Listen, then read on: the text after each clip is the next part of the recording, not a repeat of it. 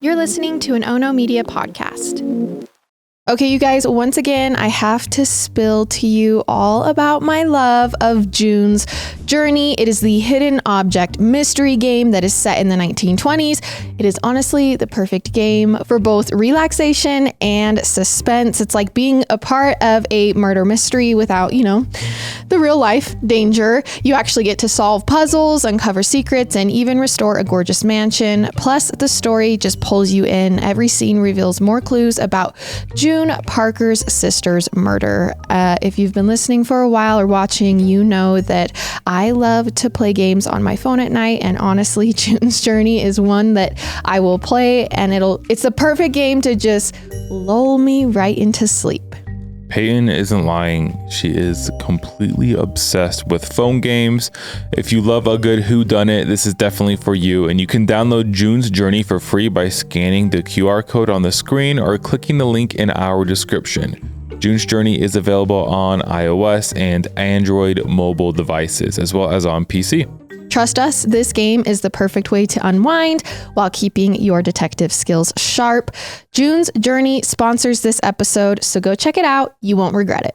Hey everyone, welcome back to the podcast. This is Murder with My Husband. I'm Payton Moreland. And I'm Garrett Moreland. And he's the husband. And I'm the husband. Well, I'm looking out the window right now and it's snowing. It's like not good snow. It's like snowing and then just not sticking. It's like slush.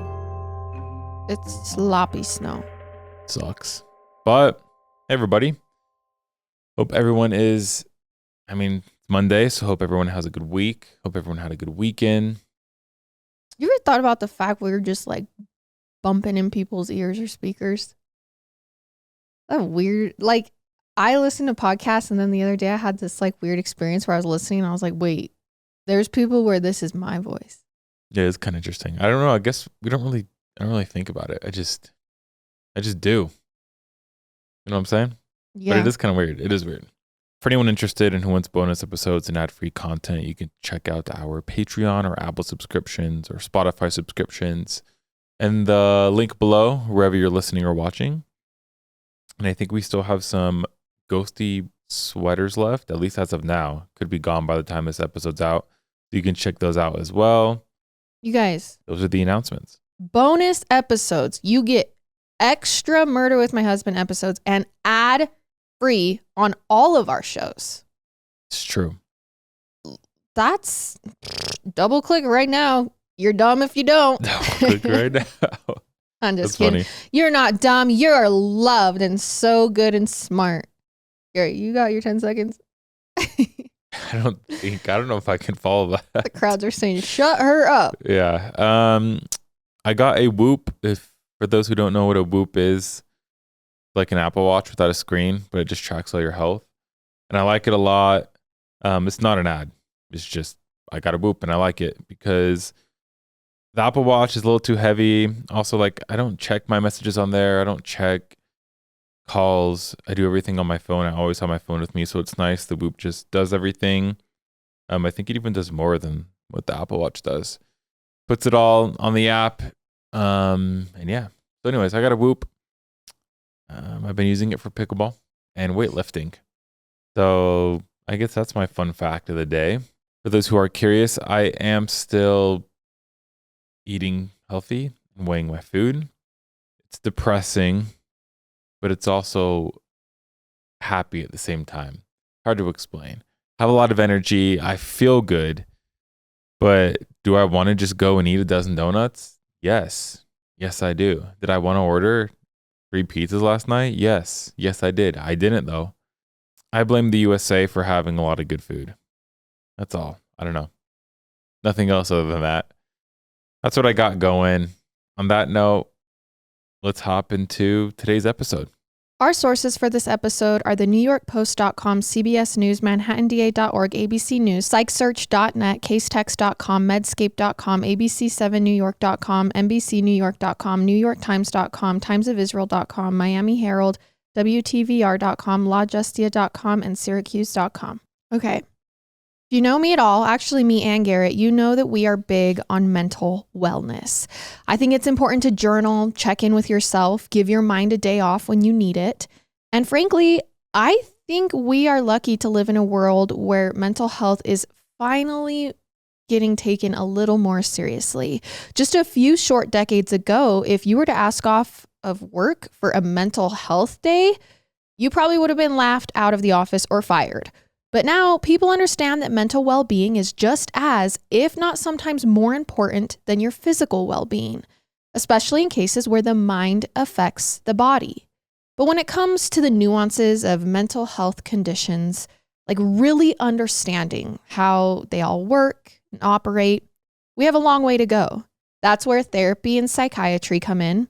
Sometimes the only option someone has is to place all their trust in these professionals. And I have definitely been there.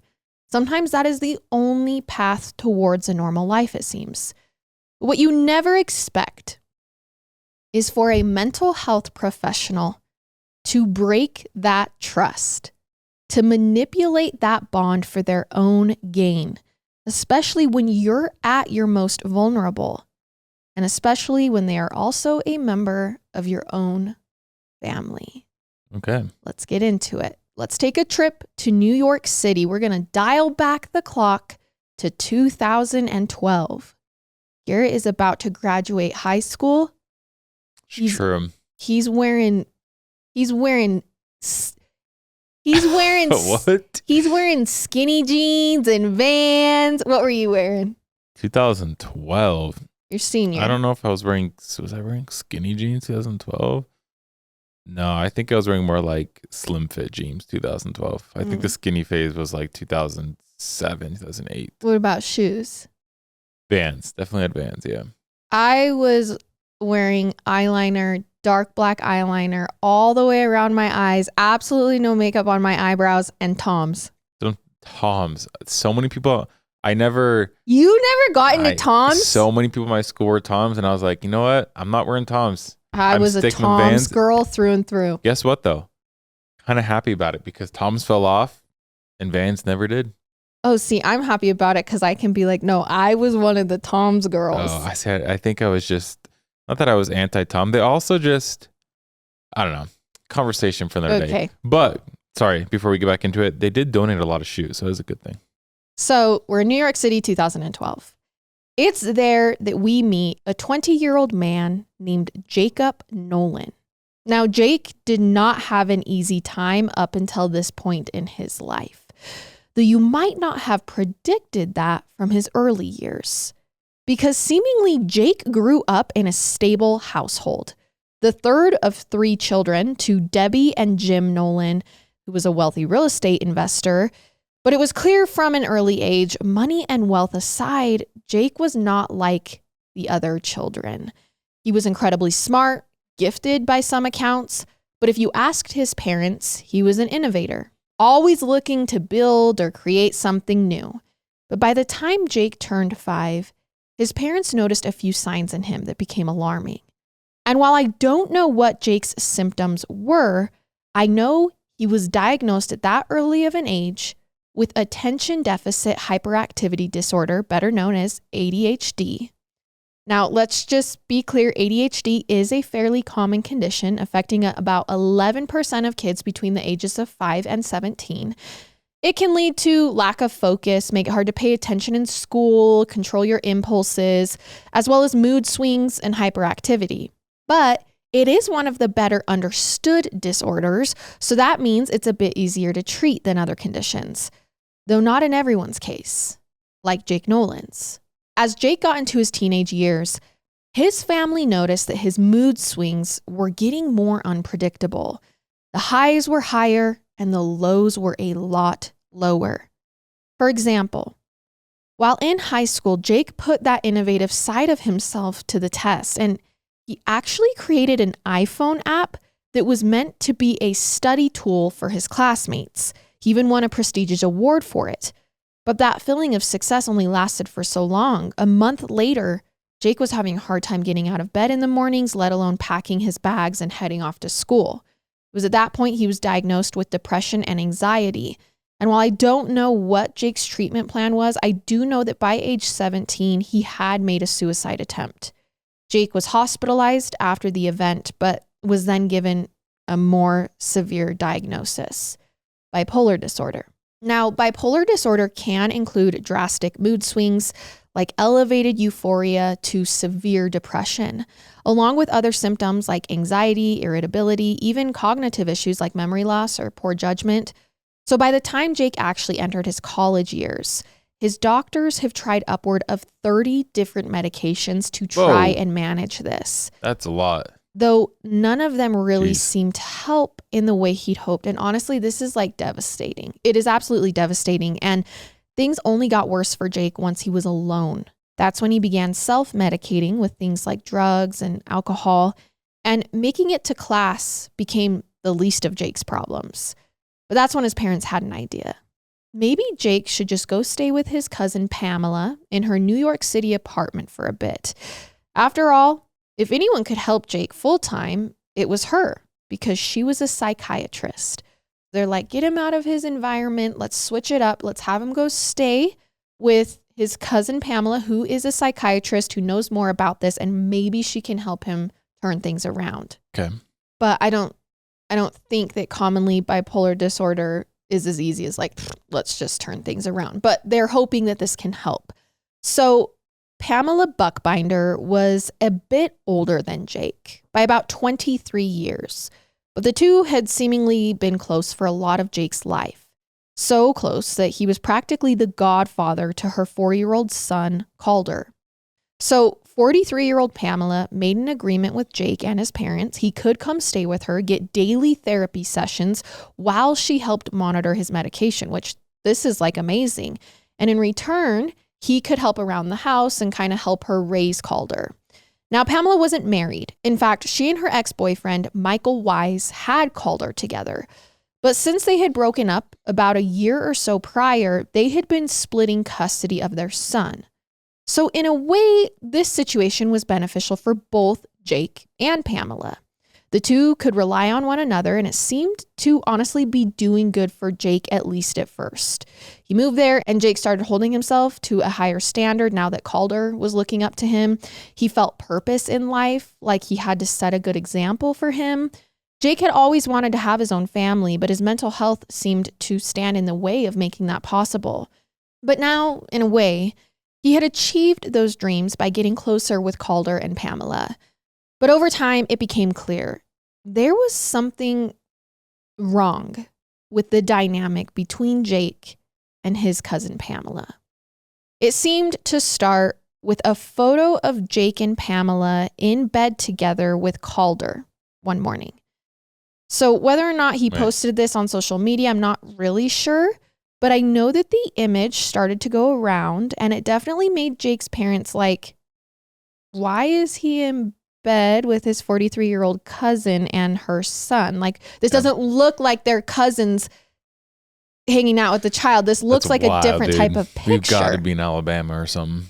They became even more suspicious when they actually found some texts between Pamela and Jake on Jake's cell phone. Messages that read things like, "You are remarkable. My love for you is huge. You're the most fun person to love. What is going on? I have so many thoughts about you." But here's the thing. Jake tells everyone that he and Pamela were never physical or romantic with one another, that it was just words and nothing more. But the truth was, Pamela did have an agenda. She knew exactly what she was trying to do by sending Jake these lovey, flirty, sweet texts. Yeah. And the psychiatrist, Pamela, was not actually falling in love with her cousin. She was trying to manipulate him, weaponize him, all for her own gain, knowing that he was struggling with his mental well-being. Okay, what? I don't understand what gain, though. I mean, I guess we'll get into it, because if she's not in love with him, what is she gaining from this? So, that's my question. A little backstory on Pamela. So as I mentioned, the psychiatrist had fallen in love years before with another New York City psychiatrist named Michael Wise. He was the father of her 4-year-old son. Now, I'm not sure how long Pamela and Michael were together for, but I know it was a while, because while they never got married, Michael was seen as family. I mean, he had attended parties for Jake, so he had been around for at least close to a decade, if not longer, since Jake was now in his 20s. So he had been a part of Pamela's family. Though despite both of them being mental health professionals, the relationship they shared was actually pretty toxic. Not only was it on again, off again, both sides claimed that there were instances of domestic violence from the other. Okay. And though Pamela had actually been arrested for it before, during one fight, she attacked Michael with a broken glass and he ended up needing stitches. I guess on another occasion, Michael was arrested after Pamela reported him for attempting to assault her. You know, which is maybe I'm opening up a can of worms, but which is really interesting. And it happens a lot, whether you're a mental health professional, you're a doctor, whatever industry you're working in. Like there's a lot of doctors who are really unhealthy. Mm-hmm. Right? There's mental health professionals who we are good at teaching what they do, but then they're struggling or they're having issues in their marriage. So it's really interesting that, I don't know, it happens with everything within in any industry. You know, I will say though, there are a lot of people who are really good at inspiring and teaching and not doing. You know what I mean? And I do think that's a talent in and of itself. Like there are dance coaches out there who cannot dance to save their lives, but they can teach dance really well. And I think that that's with any profession. Which is kind of interesting. Don't worry, you guys. I can teach you how to podcast and I can podcast. It's basically do as I say, not as I do. Right. So that's kind of what's going on with them. Both of them have been in trouble with the law for hurting the other person. The whole thing's really ugly, not the kind of loving partnership you would want to bring a kid into. And nonetheless, Pamela had their son in 2008. But she and Michael actually broke up for good shortly after she had their baby. By 2012, during the time Jake was in New York City living with Pamela, she and Michael were actually in a heated custody battle over Calder. And Jake was hearing every single update of what was going on, or at least Pamela's side of things. She told Jake that Michael was refusing to pay child support, that he wouldn't sign the financial aid papers she needed to get Calder into school, which were supposedly all lies and soon got a lot more intense. Pamela told Jake Michael had been abusing Calder when he stayed with him. So Pamela tells Jake, the boy that she's sending sweet, lovey messages to, that also happens to be her cousin, that her ex-husband is abusing her child when he goes and stays with him. Okay. There's absolutely zero evidence of that, but Pamela doesn't tell Jake that. She just told him over and over, practically daily, how horrible it was, to the point where Jake was really worried about Calder and it was all he could focus on. But Pamela knew exactly what she was doing. This seemed to be a part of a long con she had been assembling for months. She welcomed Jake into her home. She preyed on his mental health condition. She manipulated him into believing her and taking her side. And then she was going to use him as a weapon to carry out a sadistic plan. And it was working. Okay, I think I know where this is going now. So from what I could gather, took me a second. This was at least a year. Jake lived with Pamela for a year, and this was happening the entire time. And by November 2012, Jake was fully indoctrinated into Pamela's way of thinking. She had told him enough horror stories about Michael that she had completely, honestly, kind of brainwashed Jake. That's so sad. And that's when she sat Jake down and told him, there's only one way to keep Calder safe. Like, this has gotten way too far. This is such a dangerous situation. We need to get rid of Michael Wise once and for all. This is such a long con plan. It's so messed up.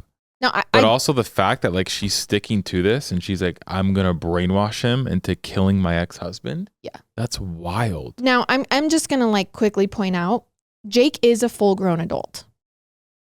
But he is in a power dynamic. Not only is Pamela years older than him, in her 40s, she's also established. She's a psychiatrist. She has seen him and helped him through extremely hard times. So you automatically look up to that person and put them on a pedestal for saving you. It is honestly a really easy situation to manipulate for a therapist to manipulate a patient, especially if she's kind of flirting with him and almost leading him to believe that their relationship is even more than that. So Jake listened patiently as Pamela laid out the different plans. See, she didn't just want Michael out of the picture. She actually told Jake that she wanted Michael, her ex-boyfriend, to suffer. She talked about the gruesome possibilities. She's insane. Injecting him with poison, making him die a slow death, burning him alive in front of a crowd. How can this lady be a psychiatrist? What? Do as I say, not as I do. But, I mean, another can of worms. I'm going to open it. I think certain professions, being a doctor, psychiatrist, I don't know, attorneys, I know they do have like precautions and stuff in place, but you almost need to, like, if you're like a psychiatrist, like every year, you need to go in for a psych eval. You know what I'm saying? Yeah, but do they know how to lie? They do. So I don't know. Maybe it doesn't stop it. That's crazy. It's crazy. Okay. There's a lot of people out there who offer guidance. Sometimes they're not even licensed to do so, and people will follow. Yeah. Look at cult leaders. Yeah. So damn. Pamela was showing no mercy, but she also knew that none of these were fast or practical. So on the night of November 11th, 2012, she and Jake settled on a plan that they could actually execute. That night, Jake went to Home Depot and bought a 10-pound sledgehammer. Holy crap. When he got home, Pamela hand drew him a map of how to get to Michael's West 57th Street high-rise, where he both lived and worked. So the following morning, Jake wakes up early. He laid in bed as Pamela stroked his back, fed him words of encouragement. Remember, they're cousins. She told him how much she loved him, how he was saving their lives, and how life was going to get better once Michael was, quote, terminated. She gave Jake a knife to take along with that duffel bag filled with his 10-pound sledgehammer and that hand-drawn map. She even told Jake what song she wanted him to play when the murder was committed.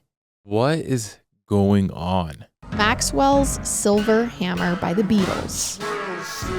And then she sent the 20-year-old Jake on his way. So Jake said he started to have second thoughts about the whole thing while he was on the way. He was nervous. He wanted to back out. The problem was he knew he couldn't go back to Pamela without saying the job was done, so he kept moving forward. When he got to 57th Street, he checked the map Pamela had drawn him, which happened to show multiple different entrances to the building, including the ones that had the least security measures. Now, whether or not Jake followed those instructions, though, is unclear, because when he got inside, he actually checked in with the security guard at the front desk. He said he was heading to a tutoring center called Bright Kids. He even signed in using his real name. Then Jake got in the elevator and hit the button for the 12th floor, headed straight for Michael Weiss's psychiatry office. Now, when Jake got there, he noticed that Michael was actually in session with a patient. But rather than take a seat in his waiting room, Jake left the office and went to the building's stairwell while he waited for Michael's session to end. After the patient left, Jake went back inside. Remember, Michael knows Jake. He'd known him since he was a kid. He's going to recognize him. So when he sees Jake, he's of course like, "What are you doing here? Why did my ex-girlfriend send you?" But Jake and Pamela had planned for that. Jake told Michael he needed him to print out and sign some forms for Calder's financial aid. Michael's like, "Okay, let's go. Let's get this over with." Jake says, "Great, I'm going to use the bathroom while you do that." In the meantime, he locks himself in there and he starts pulling out his weapons. Jake then comes out of the restroom. He approaches Michael and he swings that sledgehammer at him, but he misses. Michael saw him. He ducks out of the way. Jake only manages to hit him on the tip of the shoulder. So Michael starts fighting back. Now, eventually, Jake drops the sledgehammer because it's not a very practical weapon, and he gets a hold of his knife and starts jabbing at Michael. He stabs him about 7 or 8 times in the stomach, his back, his chest, before Michael actually starts to overpower Jake. Oh, shoot. Despite the fact he's stabbed, which I do want to say, Michael is 6'3". Yeah. He's 205 pounds. Jake is nowhere that big. Let's go. So Michael, despite being stabbed, wrestles the knife from Jake's hand and he begins stabbing him. Yeah. So it's self-defense. So by now, the two aren't even inside Michael's office/home anymore. They have now made their way out into the hallway. Obviously, this is loud. A neighbor comes out, sees what's going on, actually gets the two men separated and calls 911. 911, raise emergency. This guy's screaming like crazy for help. I think it's a psychologist who might have had a client who was nuts. Both men at this point are stabbed. Oh, this is and going both to are be alive. a mess, which I'm glad no one died, first of all. Second of all, I mean, obviously she's insane. I don't know what to say about him because, I mean, he's clearly brainwashed. Like, I think obviously he can make his own choices, but it's hard when you get to that extent. I mean, can you make your own choices? Is it his own choices? Well, let me tell you the aftermath, what happens next. And I think it will go to show you that I don't think Jake really in his right frame of mind, okay? So Jake does something that shows you just how bizarre this is. So when they separate, they're both stabbed, the neighbor's calling police. He doesn't try to run away. Mm-hmm. He doesn't try to get out of the building. He just sits there with Michael after this fight, waiting for ambulances to arrive. And in the meantime, he gets his phone out. He takes a selfie of himself covered in blood and sends it to Pamela and asks her, okay, he's not dead. We're just like, I'm just sitting here. The police are coming. What should I do? Oh, poor guy. So I mean, I don't want they're to both say alive, poor guy. so I can kind of say poor guy. But I know he's clearly brainwashed. Like, he's clearly 100% brainwashed. He is an adult, but like no adult in their right mind would sit and ask Pamela what to do next. You would be like, shoot, I got to get out of here. But he is looking to her so much for what to do. Insane. Pamela doesn't respond. So police arrive. Jake's like, well, I don't know what to do. So he says, no, I came over here to get this signed and Michael tried to kill me first. He says, Michael initiated this fight. Meanwhile, Michael's saying to the police, are you kidding? He came in here with a sledgehammer. I had to fight back. I got the knife from him. But that's all police get out of them before they are both taken to the hospital. Now, none of them have suffered life-threatening injuries, though ironically, Jake actually was more banged up out of the two of them. Yeah. So it's from the hospital bed that Jake texts Pamela again. And since he still hasn't heard back from her from the first text, which now he's growing frantic, he feels like he's been abandoned. He writes to her, in hospital, please come, Michael bleeding badly. Same. I walked into office, he stabbed me with my knife in the heart. And this time he gets a response from Pamela, but it's just one word. She says, where?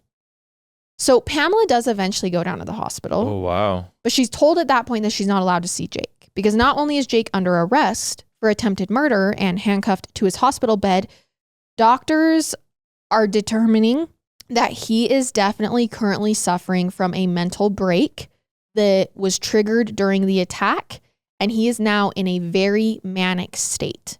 Okay. Later, Jake says, I was in a full-blown psychotic episode. Yeah. Like, that's what is happening at the hospital. Now, Michael is stitched up and is discharged within a day or so, but Jake, he stays in the hospital for the next 4 days. And one of his first stops when he's released is to the courtroom to appear before a judge. He's charged with second-degree murder. His bail is set at $200,000. He meets it, and in the meantime, he heads to his parents' house in Miami to stay with them. But here's the thing. It takes Jacob weeks to finally tell people, I didn't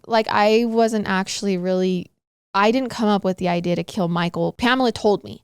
And when he starts telling people this, they're like, you were manipulated. Yeah. Like, you were in a full-blown psychotic episode.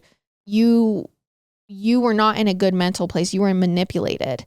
And he's like, okay. He starts to get his mind around it. He starts to say, wait, yeah, I actually think I didn't want to do this. Pamela on the other end is like, no way. I did not ask him to do this. I would never ask him to do something like this.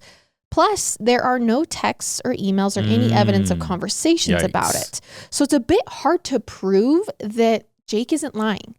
Like, people are like, no, he's in his right mind and he knew what he was doing. He did this, not Pamela.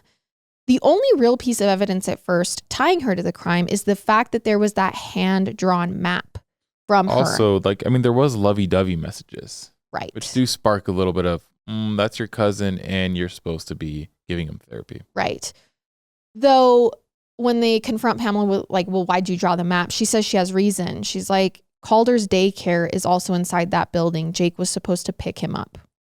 So she's like, I just needed him to pick up my child. I had no idea he was going to do this.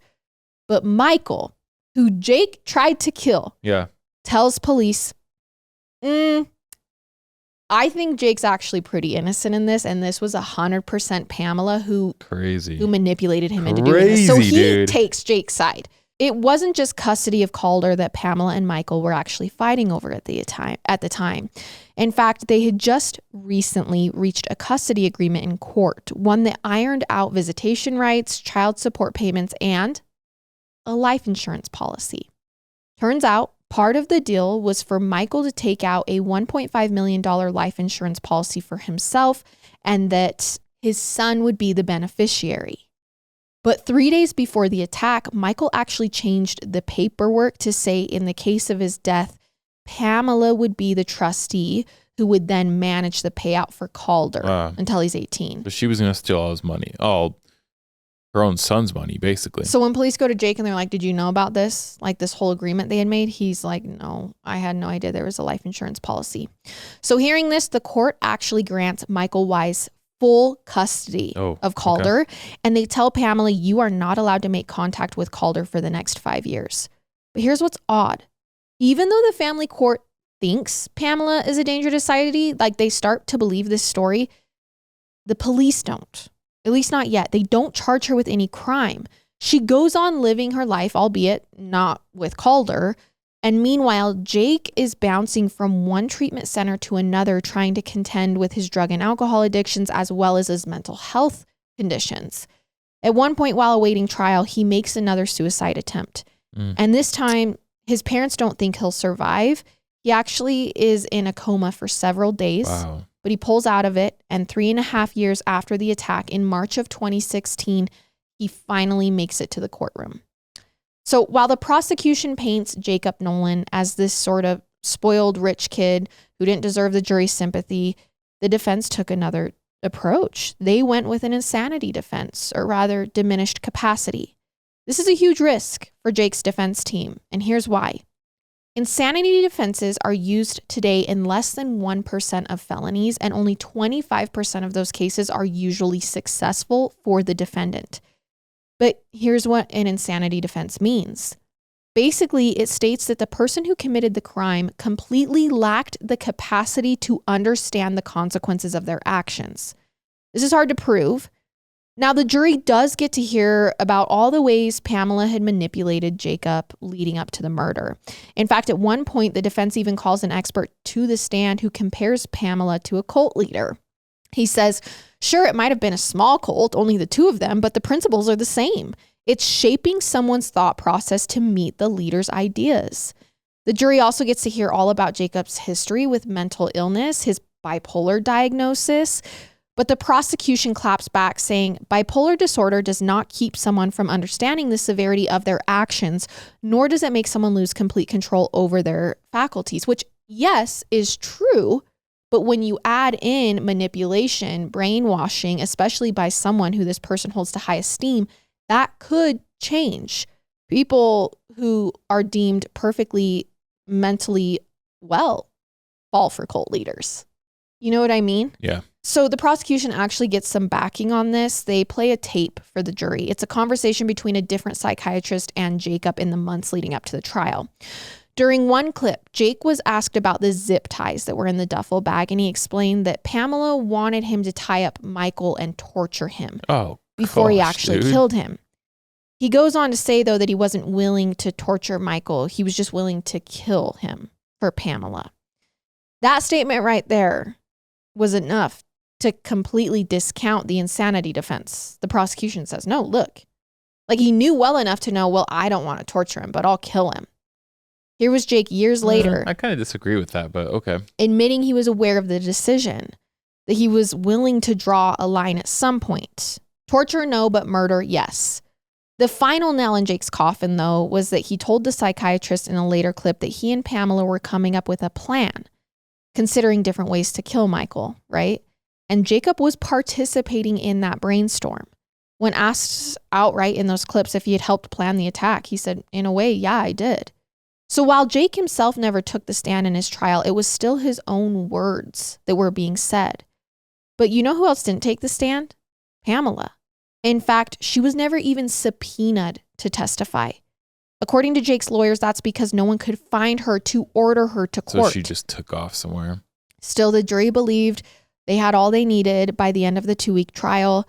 They deliberated for less than an hour and came back with a verdict for Jacob Nolan, guilty of attempted murder. Ultimately, they felt like if Jake could back out of torturing Michael, he could have also backed out of the murder. And yet he still went and gave it a shot. Jacob was sentenced to 9.5 years in prison. Wow. He told the press he lived every day with regret for what he had done, and there was something else weighing on him. He told reporters, Pamela's still a threat, and he thought it would only be a matter of time before she went after Michael again. But just because Jake was behind bars doesn't mean the investigation was closed. In fact, the police seemingly took what Jake said to heart, and they kept looking into Pamela, especially when one giant piece of evidence proved Jake was not alone in this after all, despite what Pamela had been saying. Turns out, Pamela went with Jacob the night before the attempted murder to Home Depot to help him buy that sledgehammer. And because she's seen on security footage standing in line next to him and paying for it with cash, there's no pinning this all on Jacob at this point. No more he said, she said. It's clear Pamela was definitely involved in planning this. Frankly, if she hadn't have gone to Home Depot with Jacob and been caught on security camera, they might not have had enough. So instead, an arrest warrant was finally issued for the 47-year-old Pamela in October of 2017, almost 5 years since that attempted murder. Police track her down to a friend's home in Fayetteville, New York, about 4.5 hours outside of the city. And when they knock, Pam's the one who answered. She was placed in handcuffs, brought back to New York City to face the charges for her connection to the attack. The pandemic hits, time goes on, blah, blah, blah, blah, like we see in all these cases. In September of 2022, it's now nearly a decade since the attempted murder. She shocks a lot of people when she changes her tune. She goes into a courtroom and changes her plea to guilty. But the twists weren't over yet. Pamela went back into the courtroom a month later for her sentencing hearing, and she says, never mind, I withdraw my plea. You know why? She said that on the day she pleaded guilty, she had first gotten maced in prison, and then she didn't take her medication. And then she got a contact high from someone on the bus ride over who was smoking drugs. So she's like, it was just a comedy of errors. The judge isn't buying it. He rejects her plea withdrawal and goes forth with sentencing, giving her 11 years behind bars. Wow. Michael Weiss was there. He witnessed the entire thing. Wait, he's almost out of jail now at this point. Well, during his impact. Or sorry, not Michael. Oh, yeah, Jake. Yes. So Michael was there. He says in an impact statement, quote, while I am grateful for this day that's arrived, it has not brought me the sense of relief or the feeling of closure I hoped it would. Although it's been almost 10 years since I was attacked, I still struggle with the emotional and physical scars of what happened to me on November 12th, 2012. Pam will not be eligible for parole until 2027. And I think it's safe to say she will not be allowed to resume her psychiatry practice once she is released. And that is the attempted murder of Michael Weiss. It's kind of sad because the kid's also affected and he didn't do anything. Like now he's going to grow up basically without a mom because his mom wanted to kill his dad, which is insane.